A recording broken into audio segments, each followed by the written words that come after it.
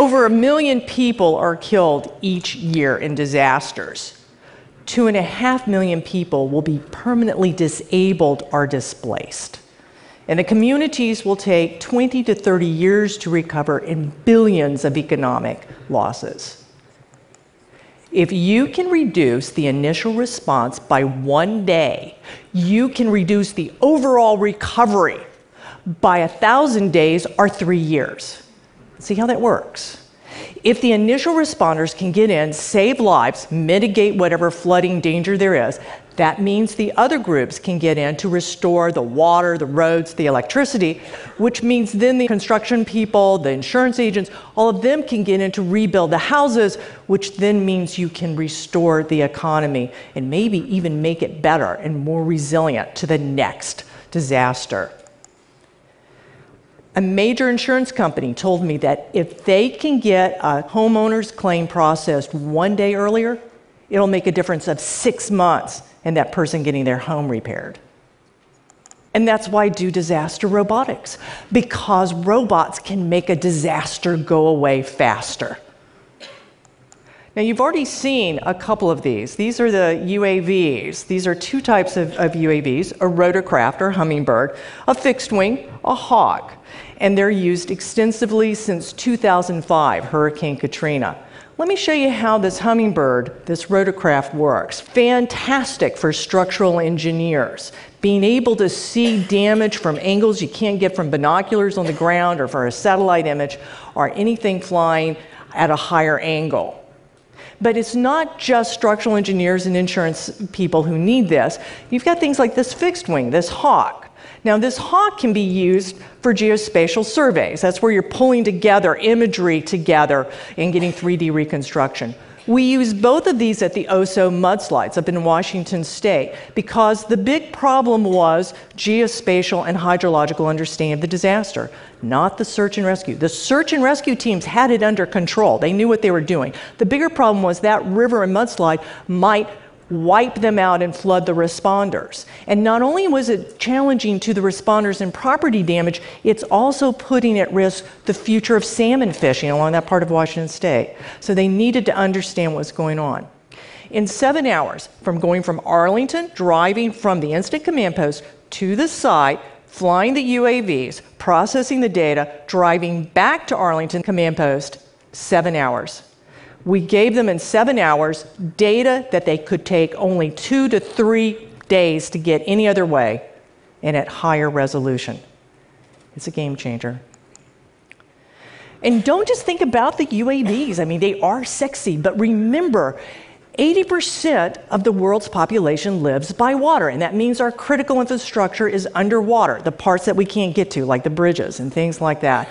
And that's why we have unmanned marine vehicles. One type of which you've already met, which is Sarbot, a square dolphin. It goes underwater and uses sonar. Well, why are marine vehicles so important? And why are they very, very important? They get overlooked. Think about the Japanese tsunami. 400 miles of coastline totally devastated. Twice the amount of coastline devastated by Hurricane Katrina in the United States. You're talking about your bridges, your pipelines, your ports wiped out. And if you don't have a port, you don't have a way to get in enough relief supplies to support a population. That was a huge problem at the Haiti earthquake. So we need marine vehicles. Now let's look at a viewpoint from the Sarbot of what they were seeing. We were working on a fishing port. We were able to reopen that fishing port using her sonar in 4 hours. That fishing port was told it was going to be 6 months before they could get a manual team of divers in, and it was going to take the divers 2 weeks. They were going to miss the fall fishing season, which was the major economy for that part, which is kind of like their Cape Cod. UMVs, very important. But you know, all the robots I've shown you have been small.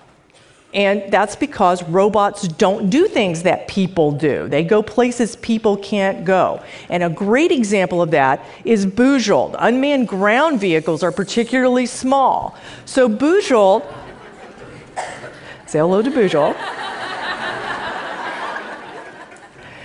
Bujold was used extensively at the World Trade Center to go through towers 1, 2, and 3. You're climbing into the rubble, rappelling down, going deep in spaces.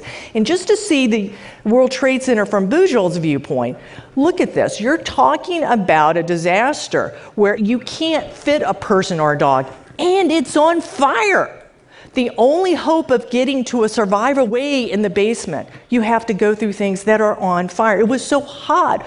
One of the robots, the tracks began to melt and come off. Robots don't replace people or dogs, or hummingbirds, or hawks, or dolphins. They do things new. They assist the responders, the experts, in new and innovative ways. The biggest problem is not making the robots smaller, though. It's not making them more heat resistant. It's not making more sensors. The biggest problem is the data, the informatics, because these people need to get the right data at the right time. So wouldn't it be great if we could have experts immediately access the robots without having to waste any time of driving to the site and that? So who's ever there use their robots over the internet? Well, let's think about that. Let's think about a chemical train derailment in a rural county. What are the odds that the experts, your chemical engineer, your railroad transportation engineers, have been trained on whatever UAV that particular county happens to have? Probably like none. So we're using these kinds of interfaces to allow people to use the robots without knowing what robot they're using, or even if they're using a robot or not. What the robots give you, what they give the experts, is data. The problem becomes who gets what data when. One thing to do is to ship all the information to everybody and let them sort it out. Well, the problem with that is it overwhelms the networks, and worse yet, it overwhelms the cognitive abilities of each of the people trying to get that one nugget of information they need to make the decision that's going to make the difference. So we need to think about those kinds of challenges. So it's the data. At the World Trade Center, going back to the World Trade Center, we tried to solve that problem by just recording the data from Bujold only when she was deep in the rubble, because that's what the USAR team said they wanted. What we didn't know at the time was that the civil engineers would have needed the data if we had recorded the box beams, the serial numbers, the locations as we went into the rubble. We lost valuable data. So the challenge is getting all the data and getting it to the right people. Now, here's another reason.